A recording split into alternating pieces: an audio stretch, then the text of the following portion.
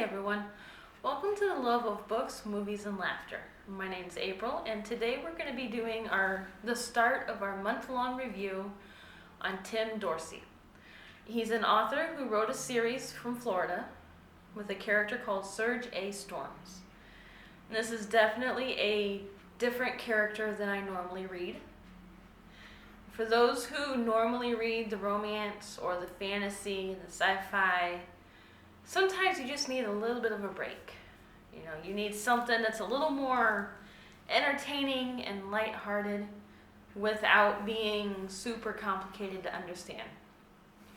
Well, on all but the last part, that would be Serge A. Storms. He's a Florida native who has lived his whole life in Florida and will probably continue to live his whole life in Florida. He's a very outgoing, friendly, cheerful, trivia-loving character. Sounds like an all-around great guy, right? Only there's one tiny detail with Serge that makes it a little complicated. He's a little insane. Not only is he a little insane, he also likes to kill people. Yeah, I'm sure you're a little confused how I'm saying he's lighthearted and funny when he's a serial killer who's psychotic. But somehow, Tim Dorsey has managed to write a character who's not only mentally unstable, but also extremely funny. To the point that you can't wait to read the next book to see what next adventure or misadventure he's going to get into. And the thing with Serge is he's not as bad as some serial killers out there who kill because they like to kill. Serge only kills for reasons. In this particular book, it's because people get in his way and they have something he wants. In other books, it's in defense of others or to right some kind of wrong that he feels is out there in the world. Not only is he a serial killer, he's also compassionate. I have been enjoying my deep dive into the series. I admit I started it a little backwards. I didn't realize there was a whole set of books with him. So I kind of started with the last of the books and have been working my way backwards as I read. So today we are starting with Hammerhead Ranch Motel. And I've noticed with a lot of his books, the title of the book does not always have anything to do with the actual story of the book. I know that makes no sense to any more common writings and books and stuff, but that's just how he chooses to do it. He likes to write outside of the norm. So in this one, it's the second book in the series. We meet Serge. If you've read the first one, then for the second time you meet Serge, who's on the trail of some money. He came across 50 grand from an insurance scam artist whom he killed for frauding people. But in the process of avoiding the people that the insurance scam artist stole the money from, he stashed it in a trunk of a car to go back to later, only to have that car drive away.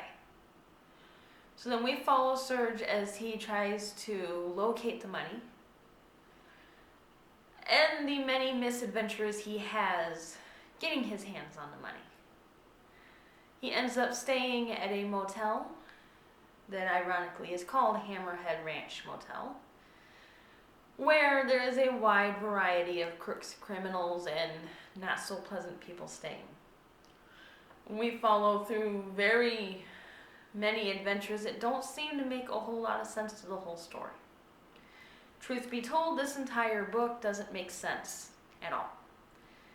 As you're reading it, you find yourself confused how each adventure ties into the next, only to get to the end and realize that there was a point to everything to begin with. The book is written very much the way that Serge's brain seems to work, which is very chaotic and in multiple directions at the same time.